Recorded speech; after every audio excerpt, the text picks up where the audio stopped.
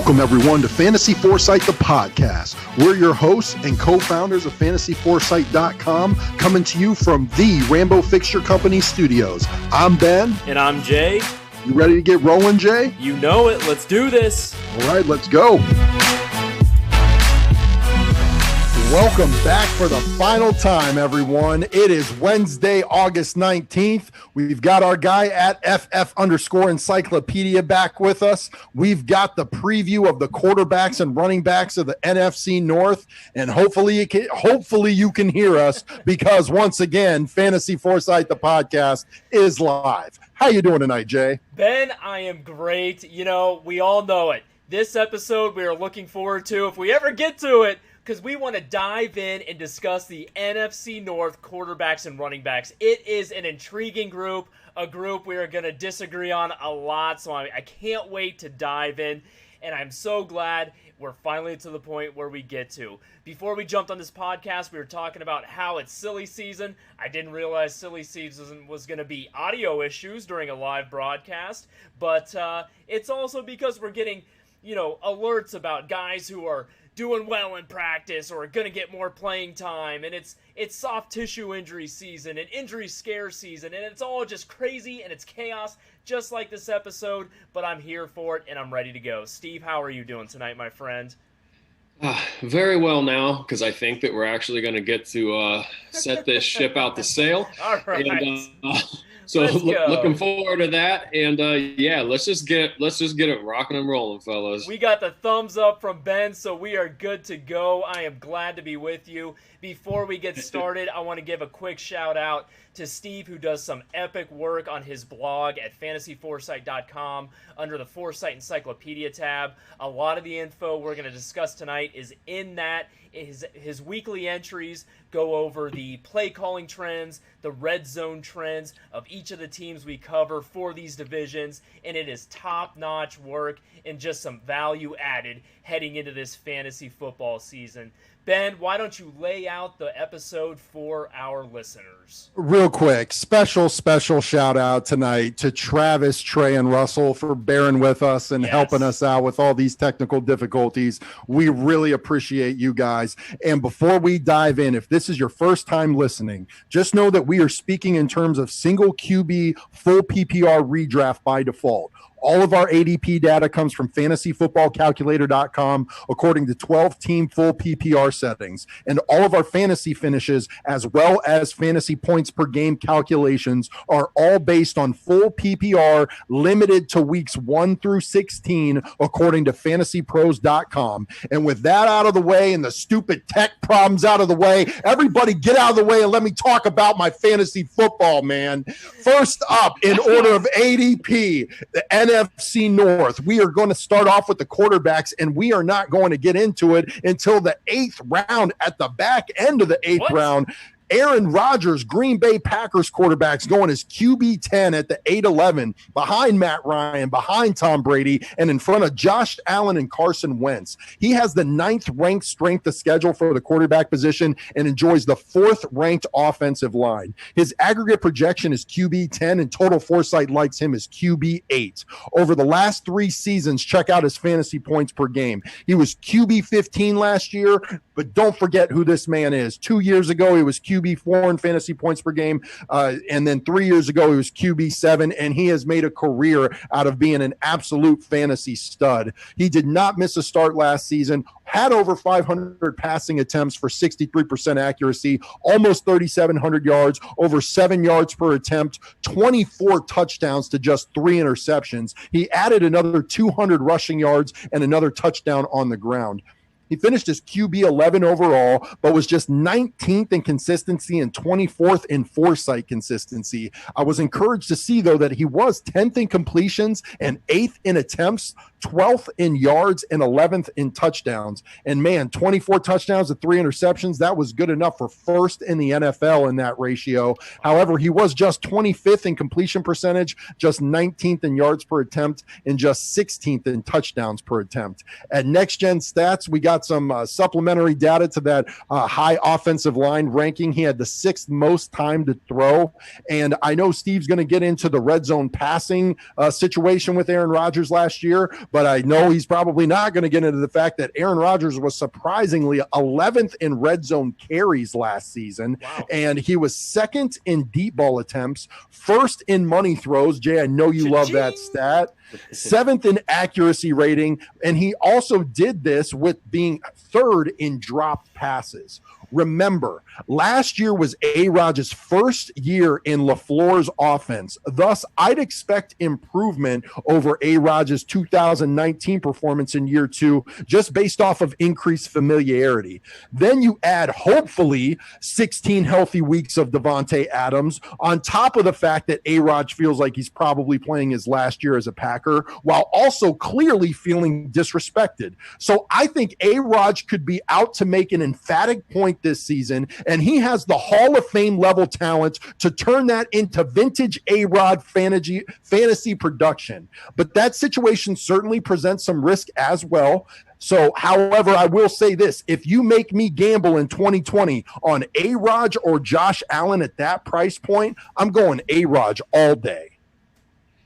Yeah, like I was saying a little bit earlier tonight, guys, when you look at where Aaron Rodgers is going in drafts, it's kind of almost like a little surreal. It's been a long time since, I can't remember when you could ever get Aaron Rodgers this low in your fantasy draft. And like you said, Benny, there's definitely some risk that's baked into that. And I think the biggest risk that everyone has on their mind is when you look at how, the offense was under Matt LaFleur last season. I went back and looked at 2018, Ben, when you said Aaron Rodgers was 4th in fantasy points per game, and they actually threw the ball 67.5% of their offensive plays, and that rated as 1st in the NFL. I was a little surprised at that, but, I guess it makes sense given where Rodgers finished, and he was very high in attempts that season. And then you look at last season, only 59.8% of the time, and that is 16th. That was 16th in the NFL. 2018, their pace of play, they were 8th in the NFL, 19th last season. So, those are all kind of the concerns, is just how much Matt LaFleur's offense kind of reined Rodgers in, which is really surprising. And, we'll talk about Aaron Jones and his 30-plus touchdowns later, right, Jay? But last season in the red zone, you saw Aaron Rodgers encouragingly be 4th in the NFL in red zone pass attempts. But, he did come in with just 16 touchdowns, which was still ranked 6th in the NFL, but, it was tied with 6 other quarterbacks. So I wouldn't say it was upper echelon by any means. So I think there's certainly room for that to grow. And, like you said, Ben, when it comes down to it, if you want to pull the trigger on drafting Rodgers, this would certainly be the year to do it, because you could probably feel like you could get value out of him, as opposed to possibly only be let down when you were taking him as early as the 3rd round and such in years past. Yeah, guys, I'm with you, Steve. This is the first time in a long time, maybe even ever, where Aaron Rodgers presents value in his ADP going as QB 10 late in the 8th round. There are some concerns that you guys covered. 3rd and drop passes. They did nothing to give him any weapons in the passing game this offseason. So that is a little bit of a concern. But we're talking about a guy who was, 1st in money throws, yes, but 1st in touchdown to interception ratio. The guy is still one of the elite quarterbacks in the NFL, so he can still get it done. Ben, I'm with you. I think he is motivated, but I just don't know. With the defense, it's very interesting. This is going to be a situation to monitor as the season goes on. If they pick up some losses, how that locker room sits, how that team is with the coaching staff, if it kind of derails, there is certainly some risk. However, as you guys stated, going as QB 10, you get one of the best quarterbacks in the NFL with some upside, and you can't really ask for more than that. And especially, going around Josh Allen and Carson Wentz, even as an Eagles fan, I'd much rather have the upside of Aaron Rodgers over those two, certainly. Now, the next quarterback we're going to cover on this podcast is one that Foresight Ben typically really likes, so I'm going to be interested to hear what he has to say, and that is Lions quarterback Matthew Stafford. who is the second quarterback going out of the NFC North, currently in drafts as quarterback 13 in the middle of the 10th round now. He is going behind Josh Allen and Carson Wentz and in front of Cam Newton and Daniel Jones. Right now, the Lions have the 18th ranked strength of schedule for the quarterback position and the 16th ranked offensive line. Matthew Stafford's current aggregate projection is QB 13, exactly where he's going in drafts. Total Foresight likes him a couple spots ahead of that at QB 11, so you see a little bit of upside even with that QB 13 price point. Let's go over his last 3 fantasy seasons. In 2017, he was QB 13 in points per game. In 2018, QB 35, not great, injury plagued. In QB 19, he was actually QB 4 in points per game despite only having 8 starts last season. He was QB 29 overall, finished in those 8 starts with a 64% completion percentage for almost 2,500 yards and 19 touchdowns to 5 interceptions. He did add a little bit of scrambling on the ground. He was 4th in yards per attempt, 19th in touchdowns in just 8 games, may I remind you.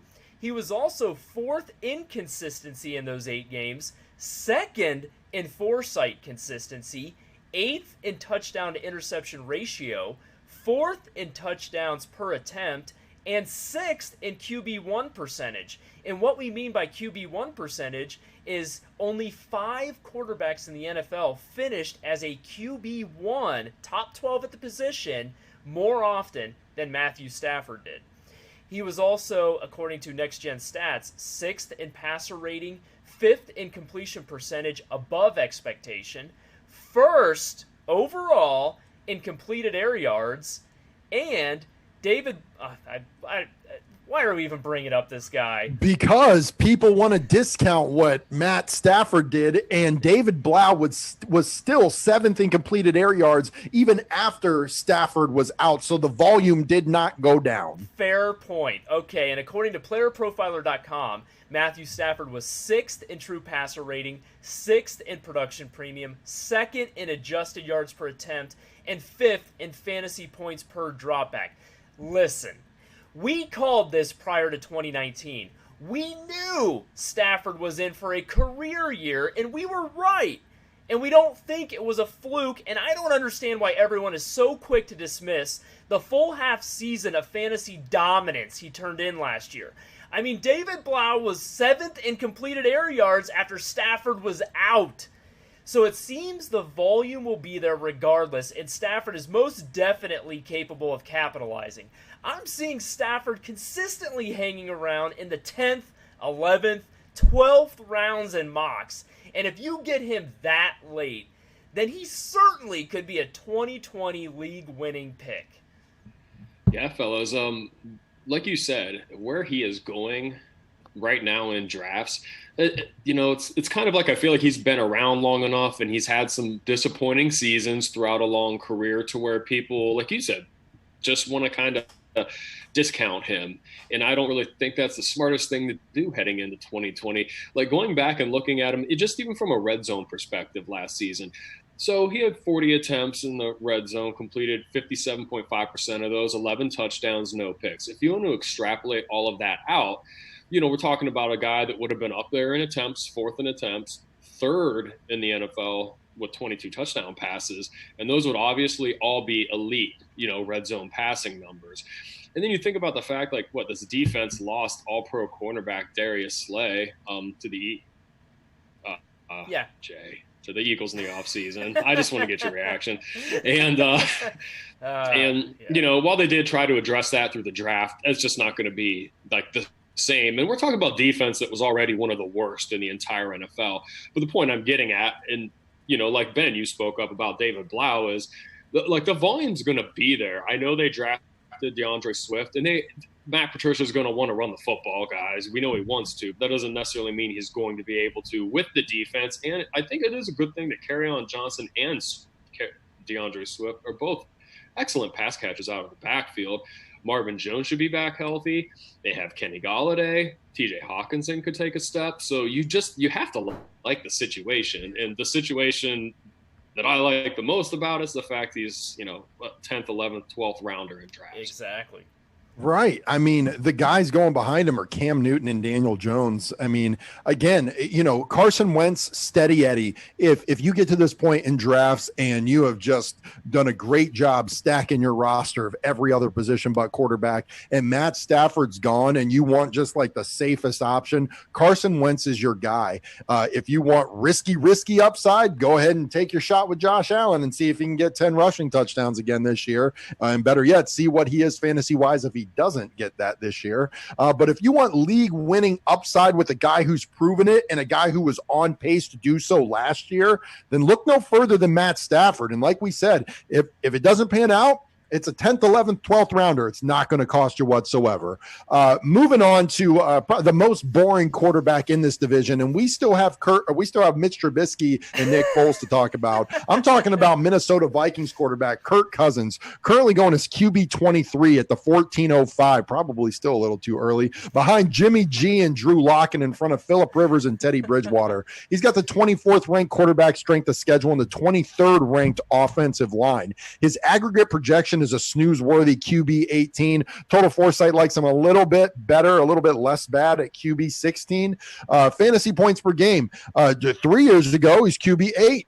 Went the wrong direction in 2018, QB 14, and in fantasy points per game last year, he was QB 17, going in the wrong direction for 3 straight years. Didn't miss a start, though. 69% accuracy, over 3,600 pass yards, 8.1 yards per attempt, 26 touchdowns to 6 interceptions. He also added another rushing touchdown. He was QB 13 overall. He was 7th in touchdown interception ratio, 8th in touchdowns per attempt, 6th in completion percentage, 14th in yards, 10th in yards per attempt, just 21st in attempts, 5th in touchdowns, and just 23rd in consistency. He had the most time to throw, so I don't recall off the top of my head exactly what's happened with that offensive line this offseason, but now all of a sudden Pro Football Focus thinks they're the 23rd ranked. He was 4th in passer rating according to Next Gen Stats, and 3rd in completion percentage above expectation. At playerprofiler.com, he was 5th in true passer rating, 5th in true completion percentage, 7th in production premium, 6th in adjusted yards per attempt, 8th in accuracy rating, and 9th in fantasy points per dropback.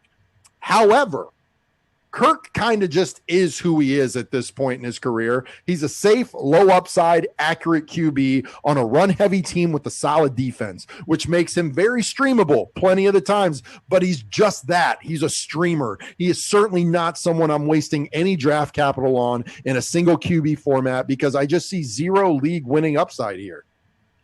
Yeah, I'm right there with you, Ben.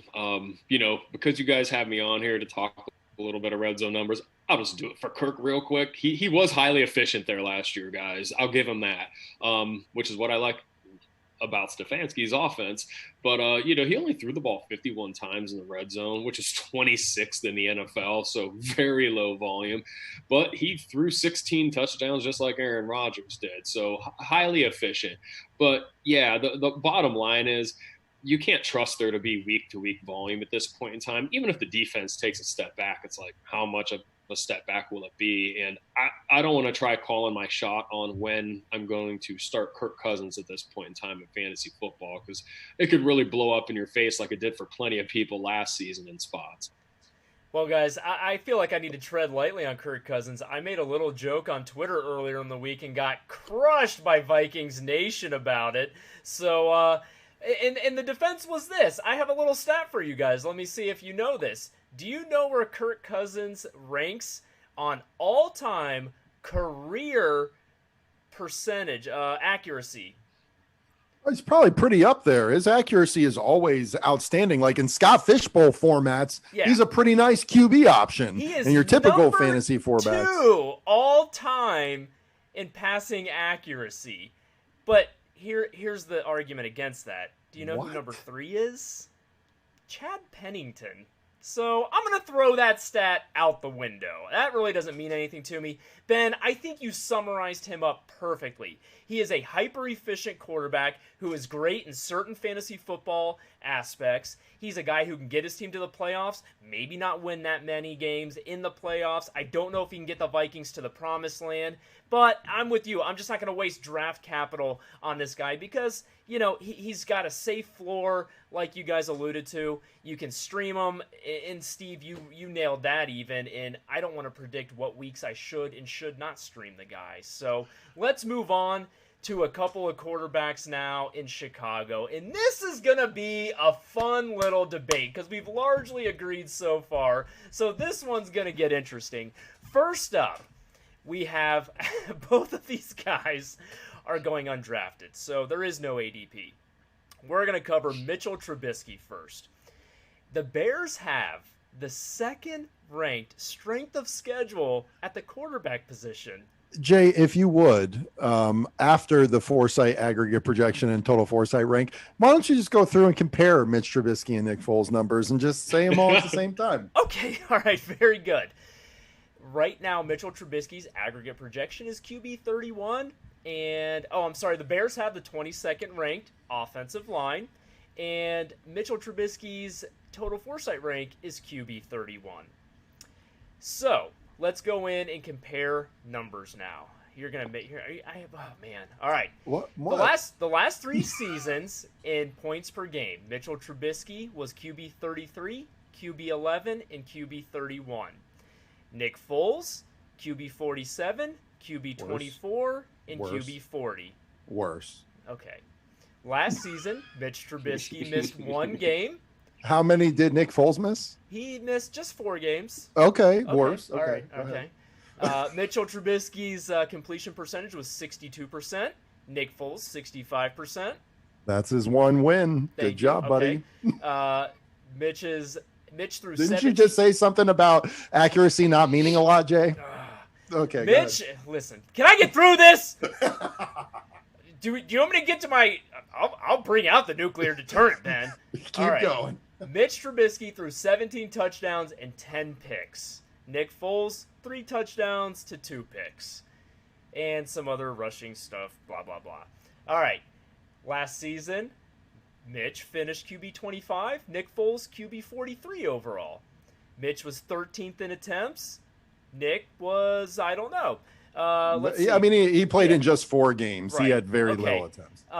Mitch was 27th in completion percentage. Nick Foles 17th in completion percentage. Mitch 23rd in passing. Hold on, let me get some categories here. Consistency. Mitch was 28th in consistency. Nick Foles was 32nd. And Mitch was actually 16th in Foresight consistency to Nick's, 32nd. So there is that. Yeah. Yeah. And Foles wasn't around in weeks 10 to 16 when Mitch Trubisky was QB 11 in consistency during that time. Yeah. Keep going. So, I mean, why don't we just take a look at the notable the notable stats from playerprofiler.com, where Mitch was 12th in deep ball attempts, and he was also 7th in interceptable passes. We know that he liked to turn the ball over last year, but it was only 10. It's not too bad. Nick Foles was, in his 4 games, 4th in red zone completion percentage. So you've got that going for you, Jay. Okay. Yeah, there is that. Okay, listen, I saw the Cordero Patterson quote about him, about how Mitch has a different look in his eye this year. But I've seen enough of Mitch, and I watched Nick Foles lead my Eagles team to a Super Bowl. If anyone is going to be a fantasy-relevant quarterback in Chicago, it's Big Nick Foles.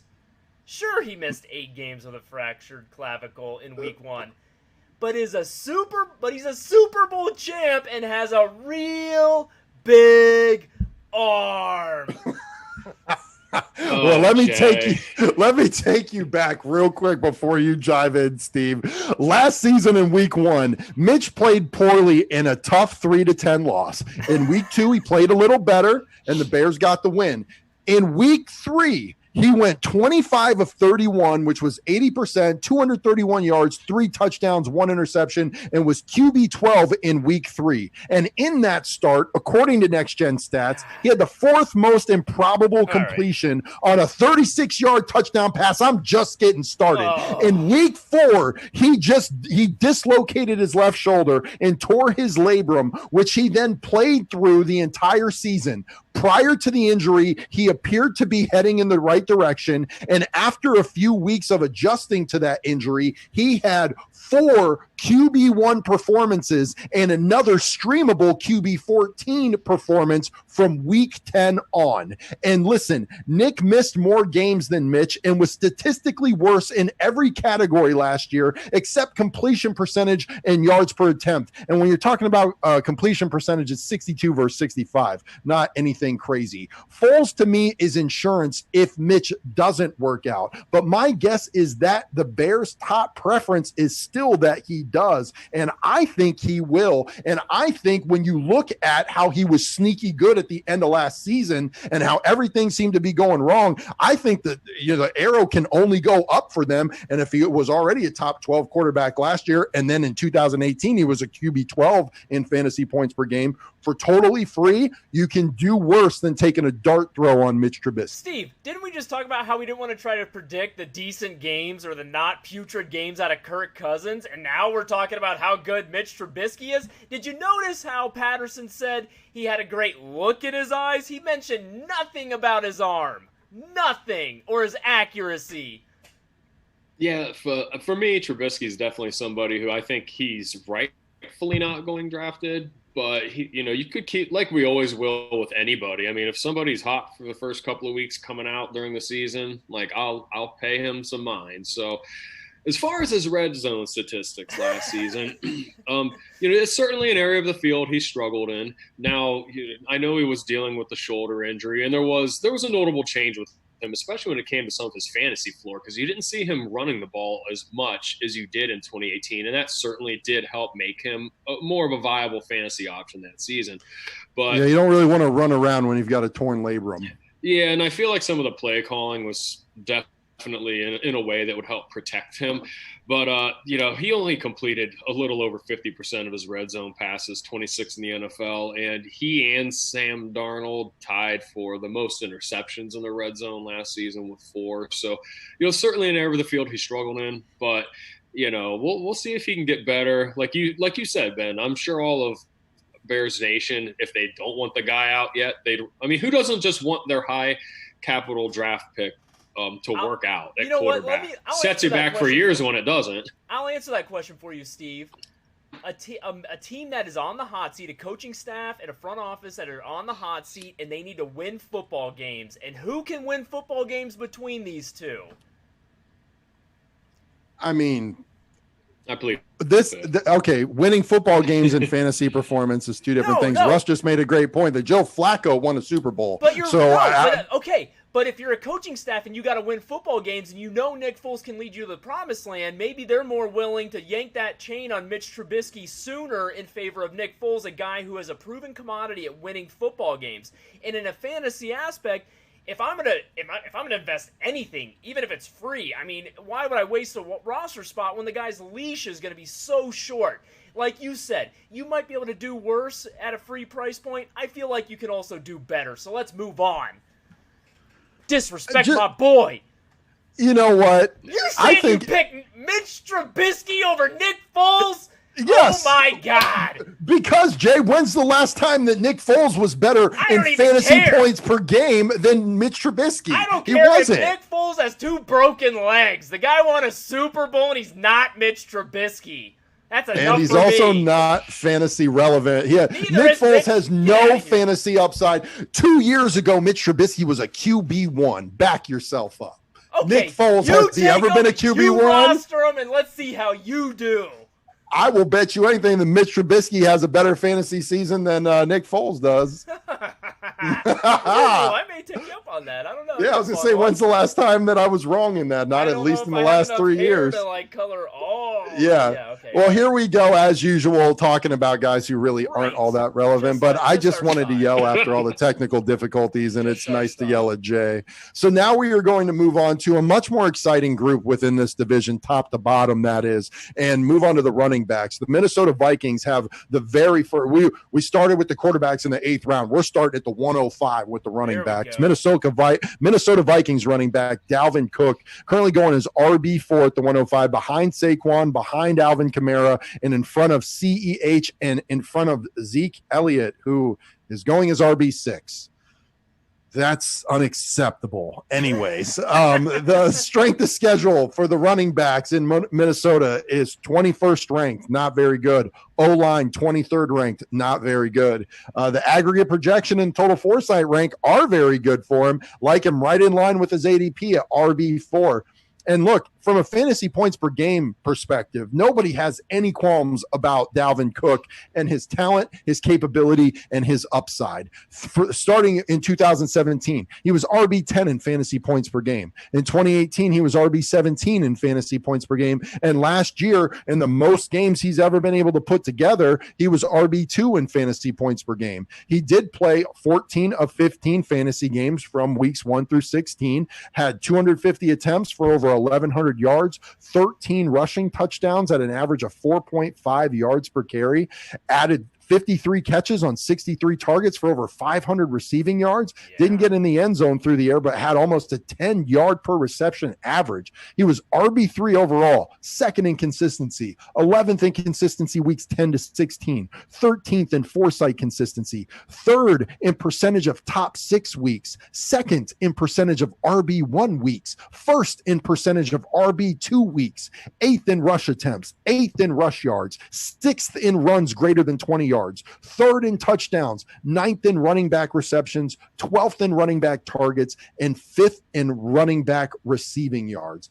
He was the 14th most efficient north-south runner according to Next Gen Stats. And at playerprofiler.com, man, this guy lit it up. Minnesota was the fourth in team run plays per game. And Dalvin Cook was 8th in weighted opportunities. And he was 8th in breakaway runs, 4th in evaded tackles, 11th in juke rate, 6th in dominator rating, 5th in yards created. But he was second in drops with 8. And he was also second in big hits with 4. Now, the big concern is the worst kept secret in fantasy football is his durability. He is the 12th ranked running back in injury probability and he's ranked 26th in fragility rating.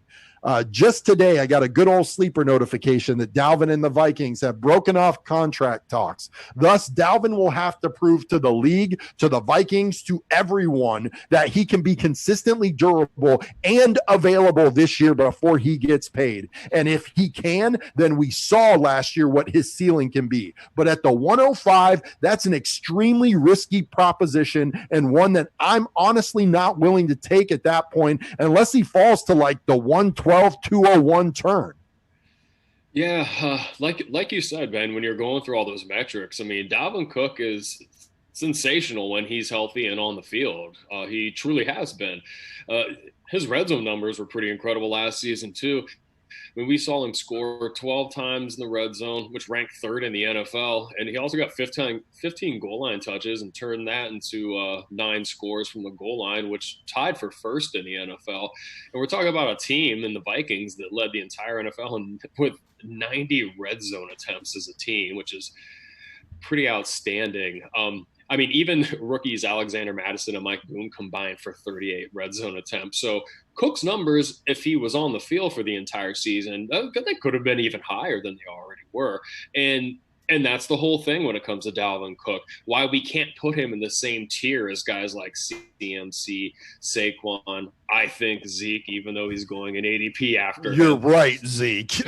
And Kamara. Yeah, you talk about the opposite of a guy who carries injury risk. And that's why we can't put him in that tier is because he's been in the NFL for years, but he hasn't been able to, work through being healthy and available for your fantasy squad for an entire season. So, until that changes and he becomes someone we don't think is injury prone, I feel the same. It's really hard to want to use a first round pick that could lose your league on a guy that, his best case scenario we've seen so far in his career was last season and that he still didn't finish out the year. Yeah, I'm with you guys for the most part. Dalvin Cook's a guy who I've never really been high on. Like you said, all the talent in the world. It's the injury risk that always scares me away. And so far in his career, I've had the better end of that in staying away. However, what do we always say? You have to take emotion out of this game. So even though that fear is always there, it doesn't mean every guy who has injury risk is going to get injured every season. And that's evidenced by the fact that he only missed one game last year. And, Steve, you said it. The guy's dynamic and talented when he's on the field. So, it's not that it's ridiculous for me to expect only the players that I like are going to do well. Players that I'm fearful of every season always end up doing well. I stay away because of the risk, and the price point wasn't appropriate for me. However, Dalvin Cook could certainly be one of those guys this season. Ben said he's very motivated. He did stay healthy for the most part of last season.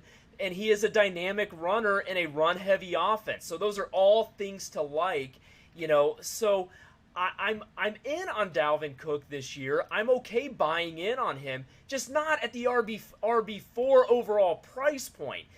I would much rather have Zeke, a guy who's also a physical, talented runner who has shown a higher amount of durability. Kamara adds a little bit more in the passing game, although I got to say Dalvin Cook's 519 yards is pretty impressive, and the fact that he didn't get in the end zone, I think he could change that this season and actually score a couple times on pass plays, especially if he's producing over 500 yards in the passing game. But there are just guys I like better. Now, when we get into Dalvin Cook against CEH, a rookie versus an injury-prone vet, we can have that conversation. I'm not fine. So it's not like he's drastically, going where he shouldn't. But, I would take Zeke first. But I'm more into Dalvin Cook this season than I maybe have been yet during his career.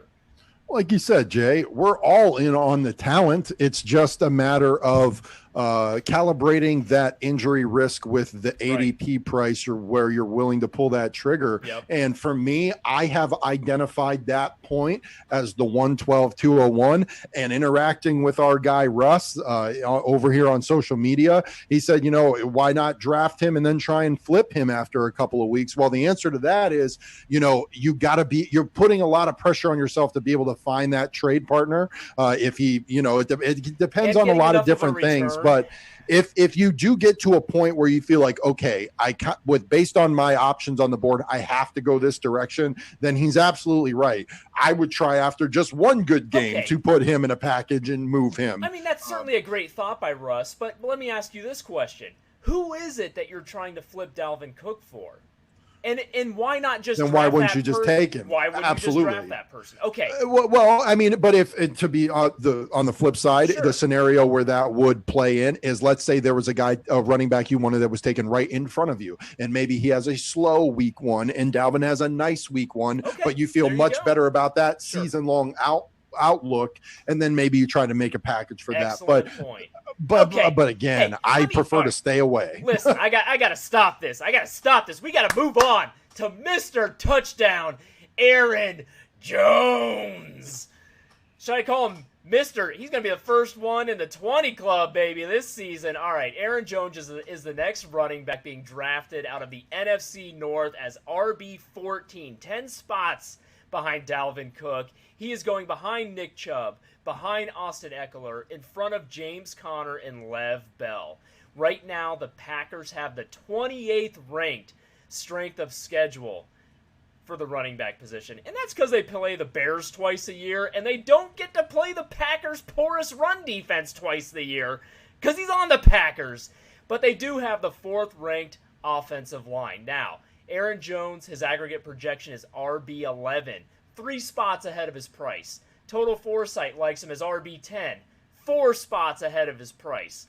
Let's review his fantasy points per game over the last 3 seasons. RB62 in 2017, then RB16, and then RB3 last season in points per game. Last season, he did not miss a game. Finished with 984 rushing yards with a 4.7 yard average and 16 scores on the ground. He also added 47 catches on 62 targets for 431 yards and 3 more scores through the air. Although I gotta say, guys, 80 yards, 88 yards less through the air than Dalvin Cook. Very surprising on that one. Okay, back to Aaron Jones. He was RB2 overall, 9th in consistency. He was 14th in consistency from weeks 10 to 16, the stretch run in the fantasy season. He was 9th in Foresight consistency, 10th in percent of top 6 weeks, 9th in percent of RB1 weeks. He was 10th in percent of RB2 weeks. He was also 15th in attempts, 12th in rushing yards, if you catch that correlation, 14th in runs greater than 20 yards, 1st in rushing touchdowns, 12th in running back receptions, 13th in running back targets, 8th in running back receiving yards, and 8th in running back receiving targets. What I'm hearing right there is he produces with his opportunities. He was also the 13th most efficient north-south runner. He was according to playerprofiler.com, he was 7th in weighted opportunities, 11th in Steve-O, 3rd, I'm going to skip that one too, 4th in evaded tackles, 8th in juke rate, 7th in production premium, 3rd in dominator rating, 6th in yards created, but 2nd in big hits with 4, just like Dalvin Cook. Aaron Jones finished as RB2 overall with 19 total touchdowns. If we cut that number nearly in half and only give him 10 total touchdowns in 2019, he still would have been RB8 in LaFleur's run-heavy offense. Plus, I don't think his 62 targets are going anywhere either. So at RB14, I know Ben is taking him all over all 4 running backs going around him. And remember, even accomplishing what Aaron Jones did in 2019, Jamal Williams was still able to add 107 rushing attempts, 45 running back targets, and 6 total touchdowns. Thus, it still seems like there's plenty of room in this backfield for Aaron Jones to be a solid top 10 running back, which makes him a nice value at running back 14. You know, Jay, it's funny you bring up the his targets from last season because from my count, out of all the Packers pass catchers, Aaron Jones not only was 3rd in the NFL amongst running backs in red zone targets, but that would have been the 2nd highest targeted player in the red zone on the Packers. So Aaron Rodgers definitely, whether it be default because there is nobody else outside of Devontae Adams, he definitely does look Aaron Jones' way. So that's something that certainly does go in his favor and, even has the opportunity to grow a little bit next season if the passing volume goes up. And you guys started alluding to it a little bit.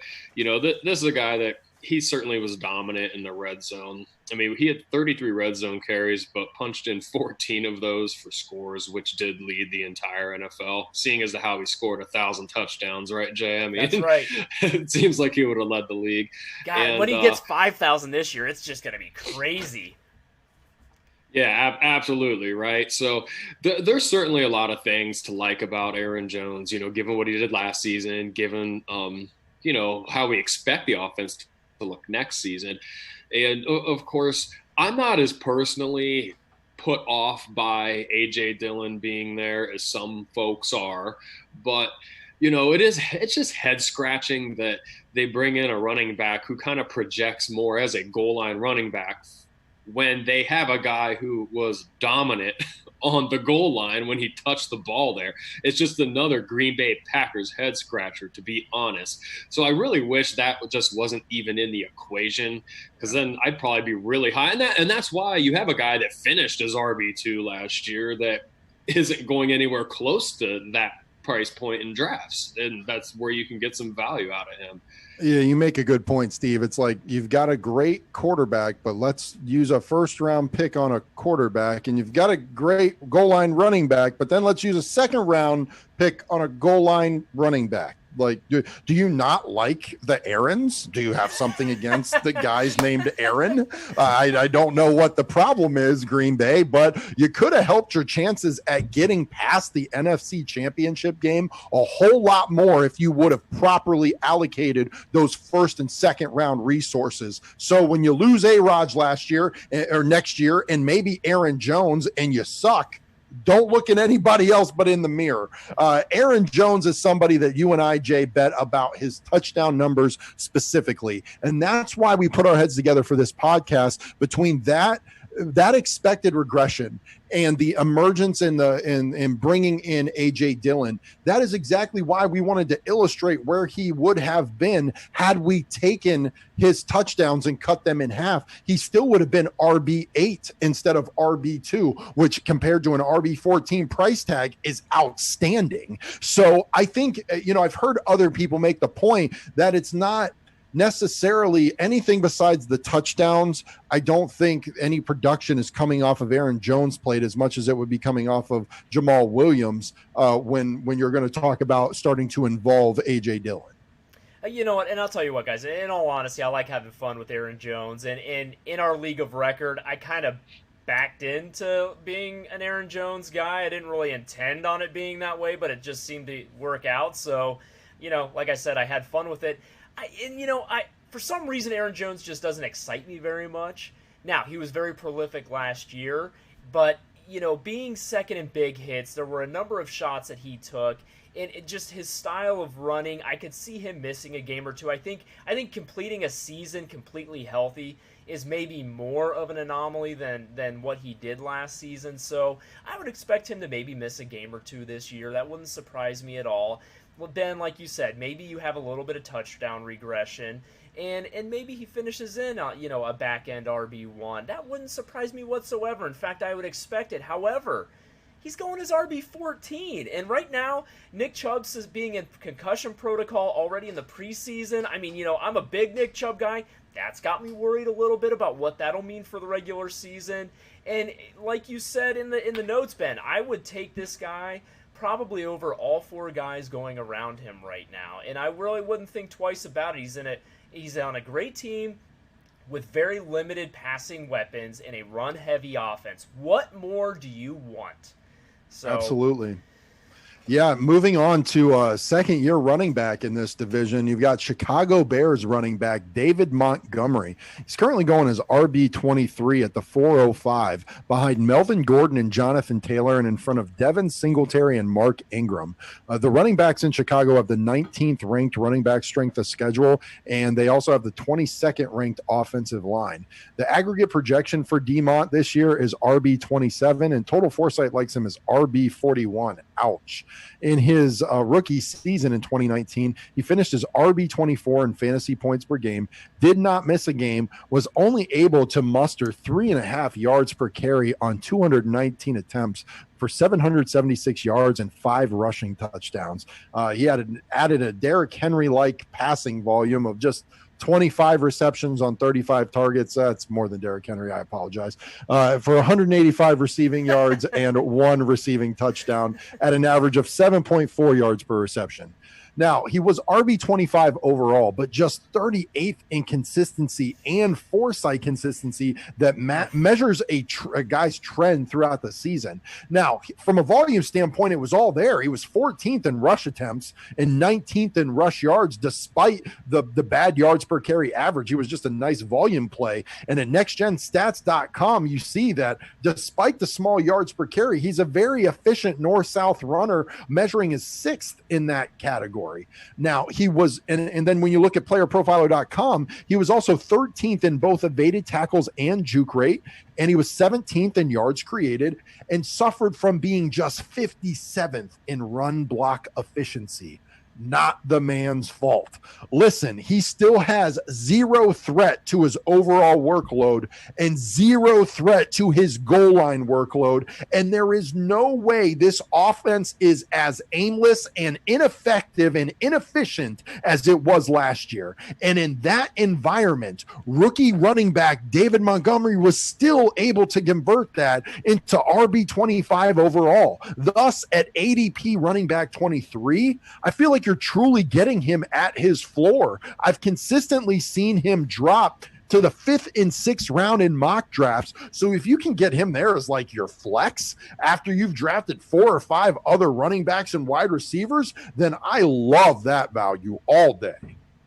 Yeah, that absolutely where he is going in drafts. Like, we'll always say with running backs, like volume is king. And we just know he's going to be slated for that work. There is nobody else. And I think that he probably could have finished a little higher last season if, you know, the Chicago Bears and Matt Nagy weren't messing around with working in Mike Davis so much early on in the 2019 season. So, he kind of got warmed up into the role that we ended up seeing him in.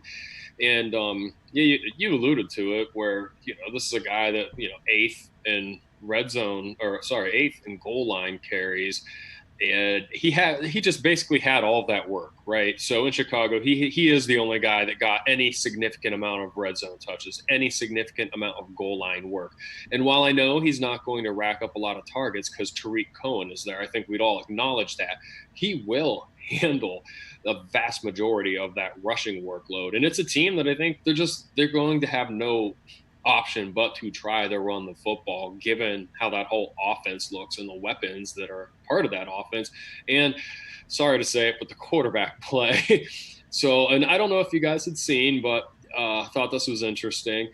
He did come into camp this season weighing 222 pounds at 8% body weight, as opposed to as a rookie when he came into camp, he was 223 pounds, 12% body weight. So, basically. Are you meaning body? But you're saying he's 8% body weight and then body fat? My bad. Yeah, body fat percentage, excuse me. Yeah, that would be something. But basically trying to make the point that, he's coming in like primed and ready, and he's put in a lot of work during the COVID-19 offseason. You do like to see that out of a second-year guy who's looking to try to, take a step. So it's just basically my long-winded way of saying I really love David Montgomery and where he's going in drafts because, man, you can get a guy like you said, Benny. I feel like his absolute floor, if he plays the whole season, there's no way he's not finishing as a running back too. So right. You're just getting him at such a great value. Yeah, guys, look, upside can win you fantasy football championships, and getting players with that upside is important. And maybe David Montgomery might lack that a little bit, but look at the fact of the guys going around him. Who out of this group provides you with more durability and more guaranteed touches and guaranteed volume per game? Melvin Gordon, Jonathan Taylor, Devin Singletary, and Mark Ingram. A number of those guys are in very split backfields. They have durability issues. I mean, there are question marks all over the place. So David Montgomery seems at least as sure of a bet as you could possibly get in that range of running back. So if you're looking for guaranteed volume in that spot where you're picking, look no further than David Montgomery. And, Steve, to your point, a guy who was inefficient last season as a runner coming in ready to go. I mean, look at the turnaround Ronald Jones made and how inefficient he was in his rookie year, and then what he was able to come back and do his sophomore year. And then look at how much better of a runner in the NFL David Montgomery already has been, and now he's motivated to come in and improve upon that. So, yeah, man, I'm all in on David Montgomery this season, even in that putrid Bears offense. All right, let's move on to our next running back. And that is a rookie, Deandre Swift of the Detroit Lions. He is going as RB28 at near the end of the 5th round with the 9th selection. He's going behind Raheem Mostert and Kareem Hunt, and in front of the guy I just mentioned, Ronald Jones and Cam Akers. The Lions have the 20th ranked strength of schedule for the running back position currently, and the Lions also have the 16th ranked offensive line. Now, Deandre Swift is currently aggregate projected at RB29, right in line with his RB28 price point, and Total Foresight agrees with his current price point at RB28. Let's go over some of his collegiate stats. Dane Brugler's rookie RB2 out of Georgia finished 2017 with 81 attempts and a little over 600 yards and a better than 7-yard per carry average with 3 scores. He also did factor in the passing game with 17 catches for 150 yards and a score.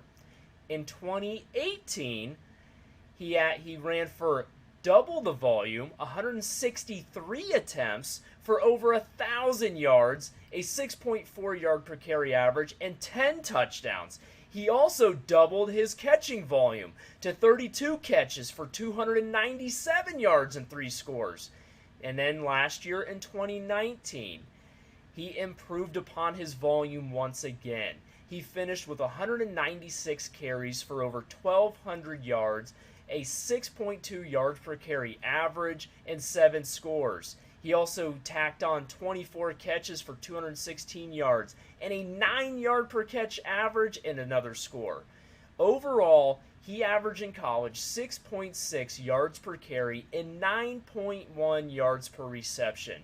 And according to PlayerProfiler.com, his best comparison is Miles Sanders. You know what that means? Future Hall of Famer Deandre Swift. All right, let's go. Let's move on.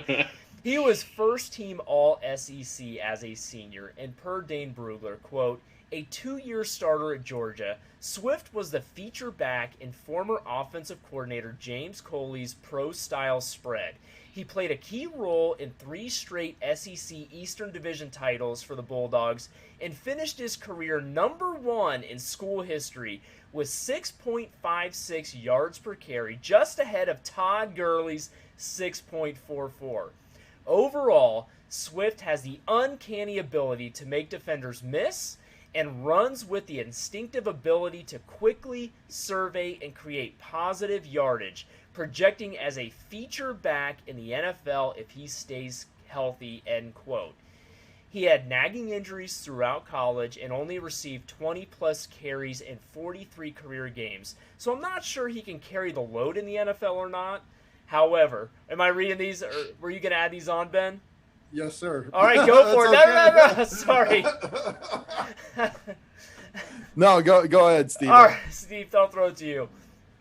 So, first and foremost, when I was writing the piece up for this week, I'm sitting there writing, looking at the numbers, trying to think for myself where both he and Kerryon Johnson are going in drafts.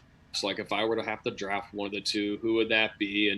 And I do think that the RB28 price tag, it seems appropriate. Like you could see where there could be some value. You could also see where that could totally bust too. And I just was thinking to myself, like, so, they wanted to solidify the run game and go out and get, a running back who is kind of like another Kerryon Johnson in a way, as far as like, okay, he's, a good pass catcher, but, is he going to be able to stay healthy and carry the load? So for me, it's just a backfield I think I'm avoiding this year, guys, just because I don't know who it'll be, if anybody. Quite frankly, I'm all in on that passing offense, but I don't know. I think the running backs on the Lions this year are going to be more of a contributor to Stafford's success through the air, just having additional weapons, than they will be as far as reliable week-to-week fantasy options. Because I have no idea how that backfield will look. I have no idea who's going to stay healthy, if either or guy will stay healthy, and just think it might be an interesting running back carousel, like it always seems to be on the Lions season after season. Amen. Yeah, you summed it up perfectly, Steve-O. I mean, you want everything to do with this passing offense because of how bad that defense is going to be and how much skill there is in the passing game on the offensive side of the ball. And you want nothing to do with this running game. I mean, Jay started to say he had nagging injuries in college, and he only received 20-plus carries in 43 career college games. So the guy's never carried the ball more than 20 times at the collegiate level, more than three times. Like, I mean, I don't know. Like you said, I'm just not excited about this backfield. I think either guy could get injured. Both guys are kind of lackluster. I will say at the price tag, because I don't know where Kerryon stands with the current regime because of his inability to stay healthy, his proven inability to stay healthy. So Swift may have an opportunity to lead this team and whatever overall touches and goal line touches there are. So maybe he presents some value at RB28. But when you look at the guys going around him, Raheem Mostert, I'm taking him over Deandre Swift and not thinking twice about it. Kareem Hunt, same deal. Rojo, same deal. Cam Akers, okay, we can have a conversation about it. But 3 out of the 4 guys going around him are no-brainers that you're taking over top of him. And that's because, like Steve said, you don't want anything to do with the Lions' rushing volume this season at all. The Lions and the Colts, very similar situations where you have, a decent but maybe not most durable returning running back paired with, a high draft pick in a rookie. And they're just both jumbled situations where I could see them not riding the hot hand per se, but one guy having a great week one week, so everybody runs out to either try to trade for him or pick him up off the waiver wire, and then the next week the other guy has a great game, and you're like, and it's just going to be this confusing mess unless one guy really goes down with injury, and like you guys said, just not something you really want to invest a lot in heading into the season. Yeah, moving on to a guy I am a little bit more excited about heading into 2020, a Chicago Bears running back, Tariq Cohen. He's currently going as RB37 at the 803 behind Matt Breida and Antonio Gibson and in front of Tevin Coleman and Phillip Lindsay. The running backs, like we said for David Montgomery for Chicago, have the 19th ranked strength of schedule, but just the 22nd ranked offensive line. The aggregate projection for Tariq Cohen compared to his RB37 price tag is RB26 in projection. Total Foresight likes him a little less optimistically as RB34. But check this out. Over the last 3 seasons, he has had in fantasy points per game finishes of RB41, RB14, and RB34. He didn't miss a game in 2019 and converted 60 attempts into just 193 yards on the ground and no touchdowns. Now, he did get 94 targets, converted that into 70 catches, but for just 412 yards at less than 6 yards per reception and just 3 touchdowns through the air. Now, despite the numbers that I just read to you, he was still RB28 overall. He was 31st in consistency, 24th in consistency weeks 10 to 16, 30th in Foresight consistency, 5th in running back receptions, 5th in running back targets, and 8th in running back receiving touchdowns. Again, all of those numbers are far superior than an RB37 price tag. Again, we're talking about full PPR formats here. And at playerprofiler.com, Tariq was 20th in production premium, 19th in weighted opportunities, third in drops. He's got to work on that for sure. But the bottom line is this. Tariq is a nice flex play more often than not in full PPR formats, and you're getting him at his 3-year historical floor in terms of fantasy points per game. David Montgomery was RB25 overall, and Tariq was only 3 spots behind him as RB28.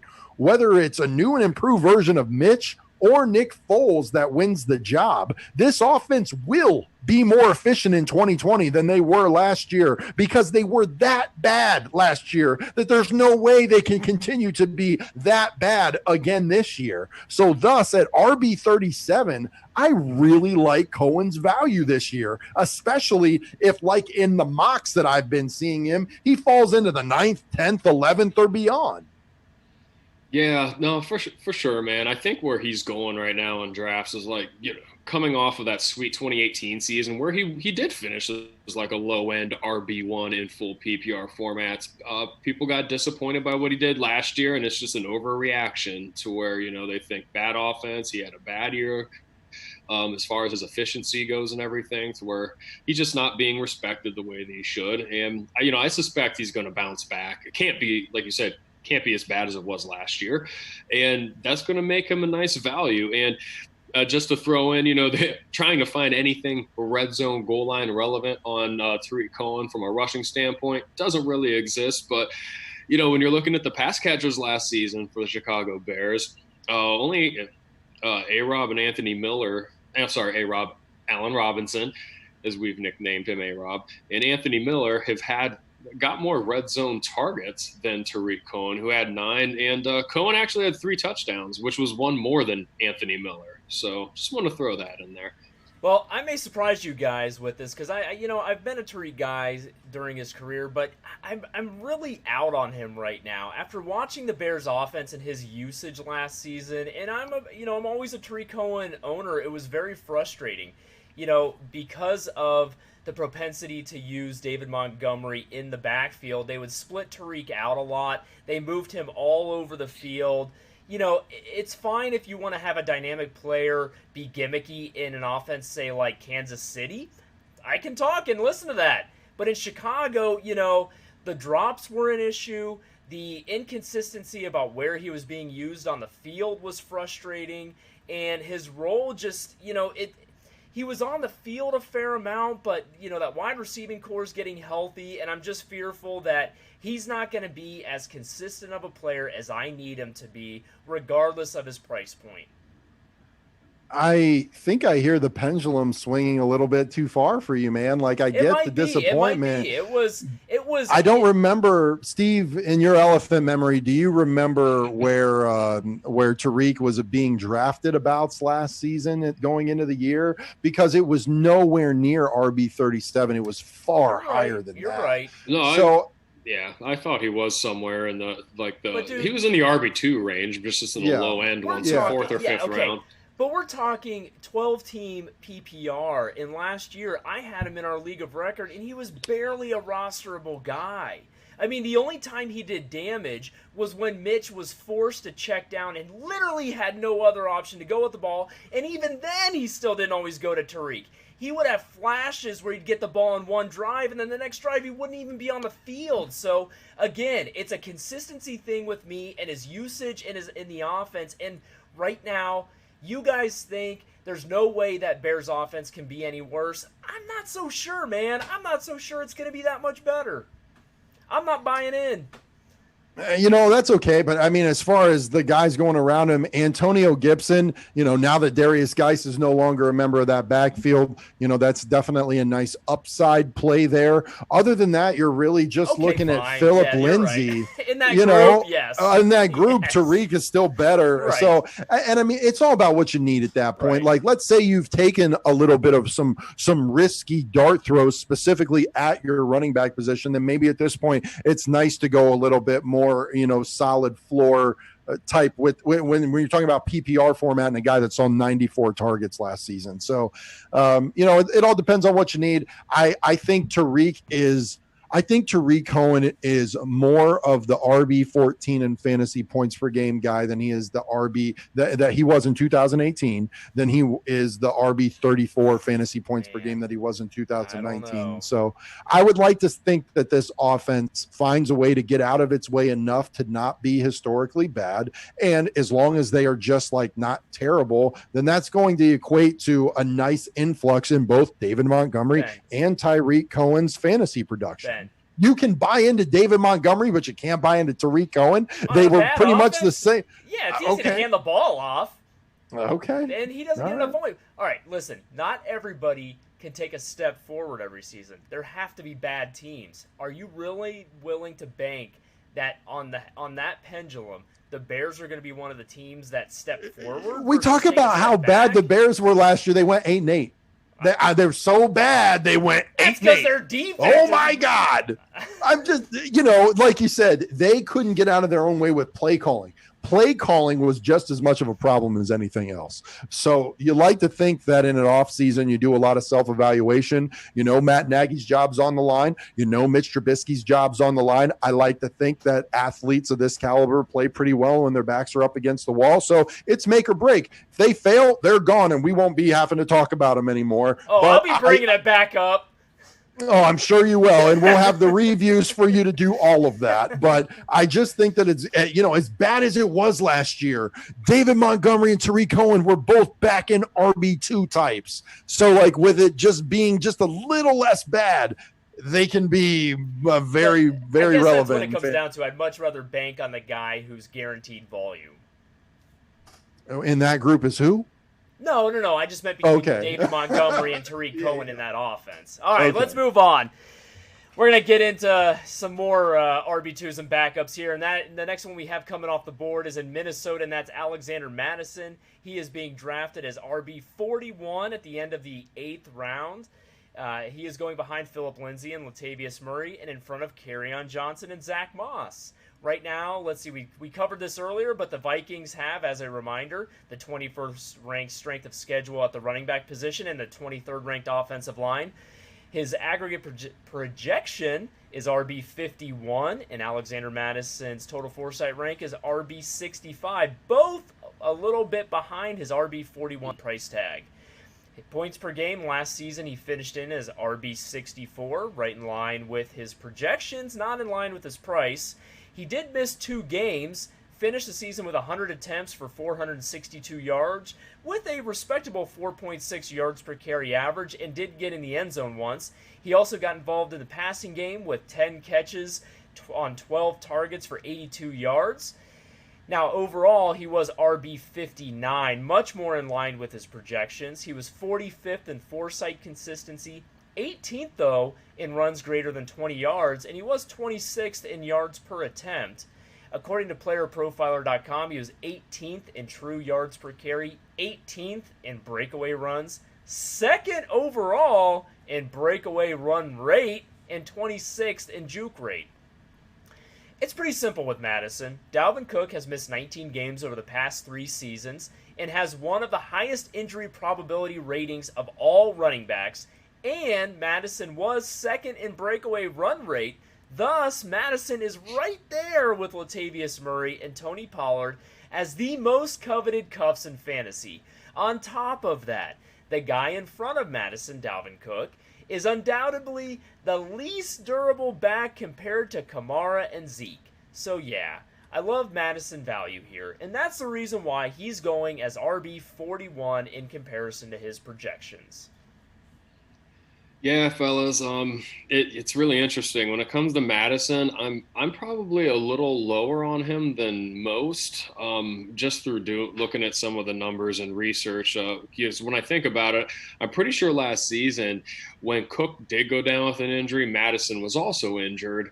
As a backup change of pace guy, and that's it's a little concerning, but he got it was an ankle, just for reference. Okay. He did get 26 red zone carries, which is more than a decent amount of starting running backs around the league, and produced a single touchdown off of those, to where and again, speaking to Dalvin Cook's talent, where he had 12 red zone touchdowns. So obviously on more attempts, but so it's just one of those things where I'm like, just how much of a game changer would he be if he is the guy in Minnesota? Like, just how valuable of a handcuff is he? Because I think there's definitely a conception that he certainly would be a league winner. So I still, if I'm taking Dalvin Cook, though, I'm going to make sure that I solidify that pick. Because, if you were taking him at the 105, I want to make sure that I have his clear backup. So I get the price.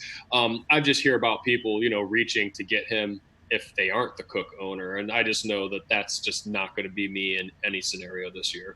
Yeah, I mean, like Jay was talking about, you've got your main handcuffs in Latavius Murray, Tony Pollard, and Alexander Madison. I think Zeke's the most durable of those 3. I think Kamara's the second most durable of those 3, and I think Dalvin Cook is the least most durable of those 3. And I think that explains to me why Madison is going as high as he is. And I understand some of the inefficiency that you talked about when it comes to the red zone.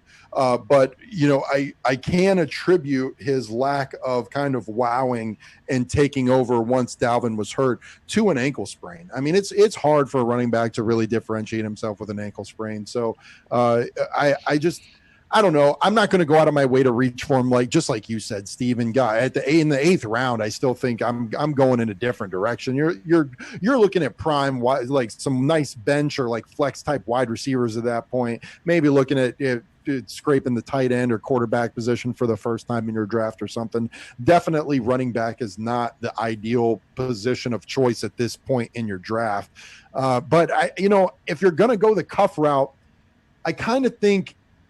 It depends on what you're looking for. If you're looking for a guy that you can spot start, whether the starter in front of him goes down or not, Alexander Madison's not your guy. That's more of a Latavius Murray and then maybe a Tony Pollard type. But I really think if you are just gambling and you're thinking, okay, I want to take a guy who has the opportunity, like the most probability to get all of that RB1 volume, then I think Madison's the best bet in that group of handcuffs. I can't disagree with that, Ben, and I think that kind of leads into Steve's point, too, of if you are a Dalvin Cook owner, if you find yourself there, whether you intend to or not, then, it's pretty important to cover your investment with that handcuff. Absolutely. All right, moving on to a guy that Jay loves with all his heart is Detroit Lions running back Kerryon Johnson. Kerryon Johnson's still alive? I mean, you would know, your BFFs, right? We are. I mean, he's coming in as RB42 at the 903 behind Latavius and behind Alexander Madison and in front of Zach Moss and Keyshawn Vaughn. Like we talked about with Deandre Swift, the Lions running backs have the 20th ranked strength of schedule and the 16th ranked offensive line. Carry-on is currently projected both in the aggregate projection and total Foresight rank better than his RB42 price tag. His projection's RB31 and his Foresight rank is RB30. Now, flashback to 2018, he was RB19 in fantasy points per game, but last season he dipped down to RB32 in fantasy points per game, and that was in a 7-game sample size because he did miss 8 of 15 fantasy games from weeks 1 through 16 and converted 102 attempts into just 350 yards, less than 3.5 yards per carry, and 2 touchdowns on the ground. In the air, he had a very nice 12.7 yards per reception, 127 yards off just 10 receptions and 1 touchdown in the air. Overall, he was RB 58 in points on the season. He was 29th in consistency, 30th in percentage of top 6 weeks, 29th in percentage of RB1 weeks, 30th in percentage of RB2 weeks, and 2nd in yards per reception. Now, he was at playerprofiler.com. He was just 53rd in weighted opportunities. You hate seeing that. And just 34th in yards created per touch. So not doing a lot with the little bit of opportunities that he's given. 2nd in injury probability, 13th in fragility rating. He has missed 14 of the last 32 games. And as of August 16th, he was spotted in training camp in a knee brace, Jay. If the real cuffs are gone and you still believe in carry on at a 9th round level, then number 1, I'd like to sell you something. Number 2, go for it. I understand if you want to talk about upside potential, but his durability is just extremely unreliable. And like we've talked about, the Lions rushing attack is just something that we're all avoiding entirely. So I'm definitely looking elsewhere than Kerryon Johnson at this point in drafts and really anywhere in drafts.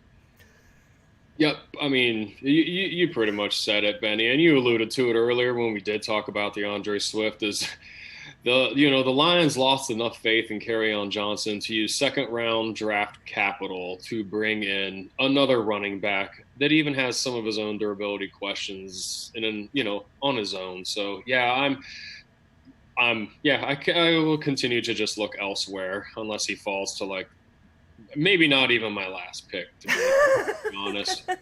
Well, because there's just things I would like to use my last pick on more than a guy in his situation. That's all. Right. Nothing more needs to be said. I think you guys covered it well.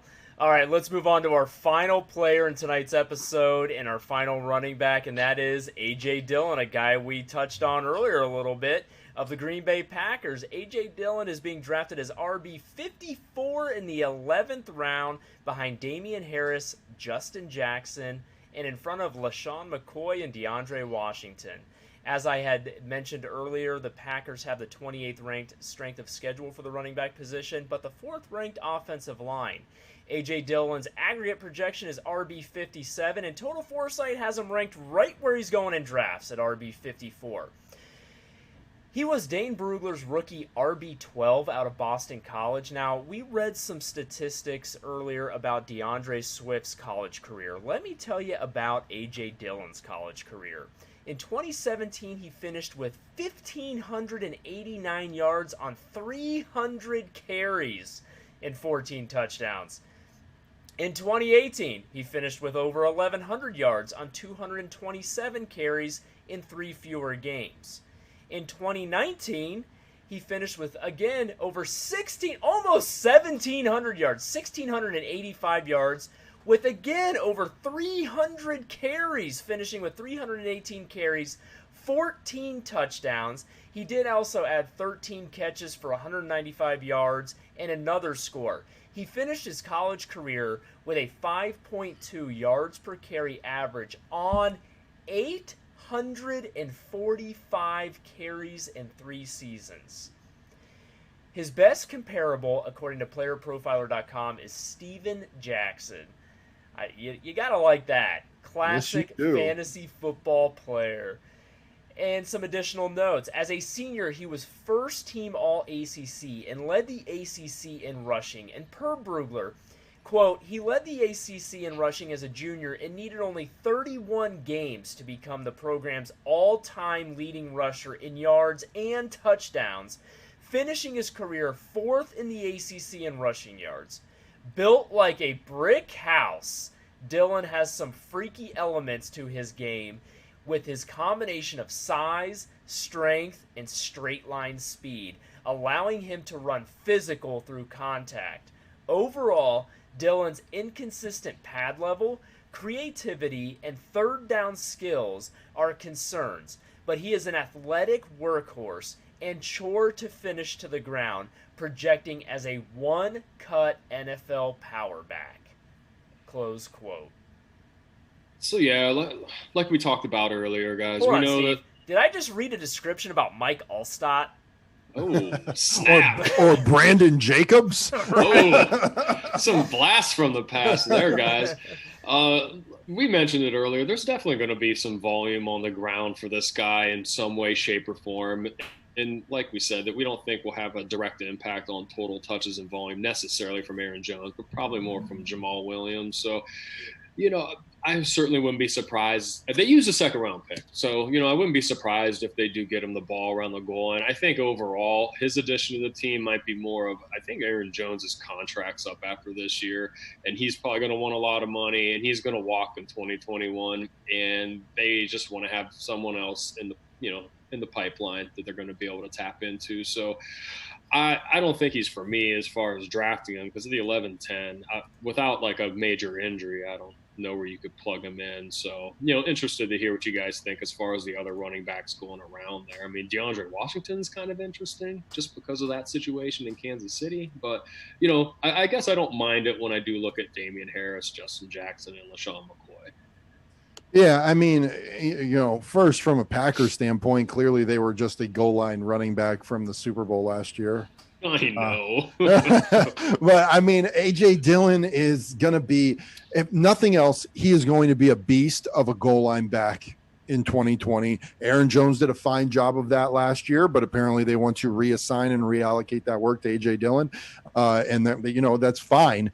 And, Steve alluded to it. If you are in a dynasty format, if you're in a keeper format, definitely see if you can finagle AJ Dillon on your roster before the end of the season, because AJ Dillon could end up being the guy heading into 2020. And I don't know if you guys have noticed, but I've been watching Good Morning Football this week on NFL Network and, making the rounds on Twitter.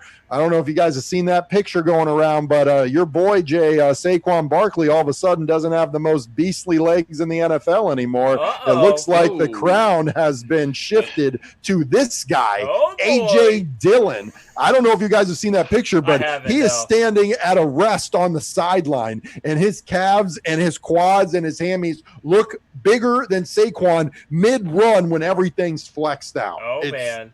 Yeah. I'll have to check that out. And, hey, he is massive. And Brugler said the same thing in those quotes, Jay. But before we finish up, couldn't you see A.J. Dillon carving out a nice role on this offense, even this season, a la LeGarrette Blount in the New England Patriots, where he comes in to finish off drives and get in the end zone?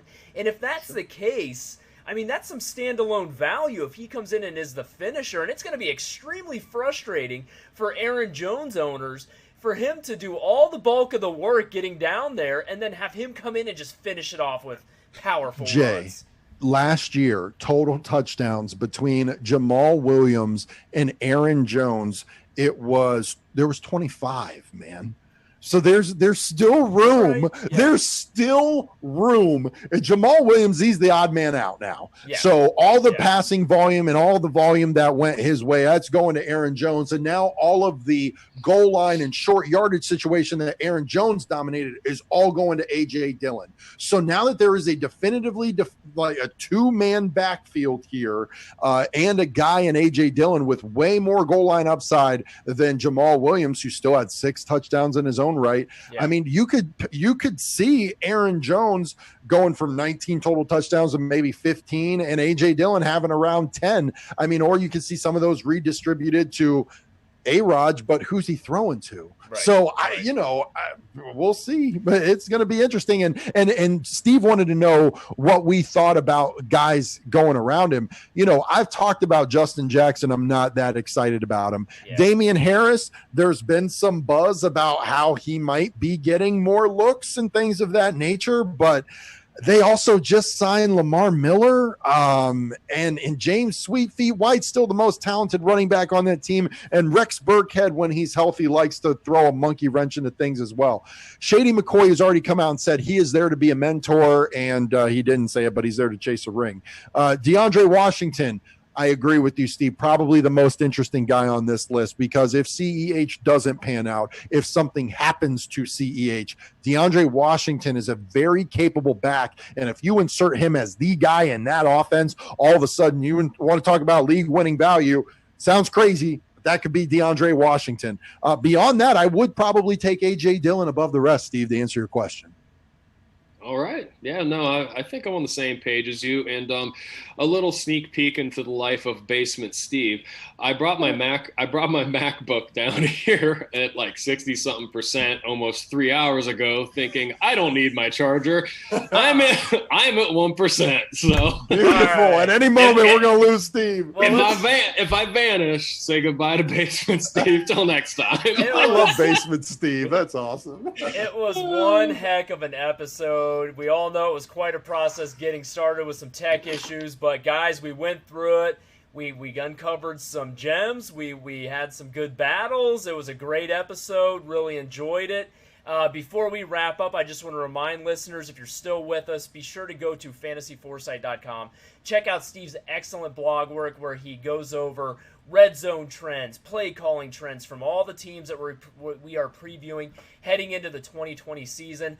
I also want to remind you, be sure to go to check out the affiliate links at the bottom of our pages. We've got a link over to Fantasy Pros where you can use their draft wizard, which you can also find on our draft tab. If you sign up for one of their plans, you can actually import your league settings, which I know all of us have been using in order to get ready for our own drafts. It's a wonderful tool, so be sure to use that link to head over there. We've got some others of our great partners as well, so just want to give them a quick shout out. And Ben, what do we have next for the listeners? Well, real quick, I want to give a shout out to everybody that stuck with us tonight. Yes. We had some unprecedented, just completely head-scratching technical difficulties. Settings that we've had consistent from day one just magically get reset to default, all by themselves. It's cute. It's adorable. It's technology. It's awesome. But we've got some great listeners out there that support us no matter what, stick with us no matter what. It really means a lot to us, and we really do what we can to kind of make that pay off for you. So we hope that we did that for you tonight, despite all the clunkiness to start with. And we are not going to have Steve with us on Saturday morning, but Jay and I will be back with you bright and early, coffee in hand, settings verified, to talk about the wide receivers and the tight ends of this NFC North. Can't wait. And that wraps up this episode of Fantasy Foresight, the podcast. We thank you for joining us. Be sure to visit us, as always, at fantasyforesight.com. Use the links at the bottom of the page to find us across social media, including Twitter, Facebook, YouTube, and wherever you pod. We hope you enjoyed the episode, and we'll see you next time. All right, boys. Yeah. All right, yeah, that was a good one, guys. I don't even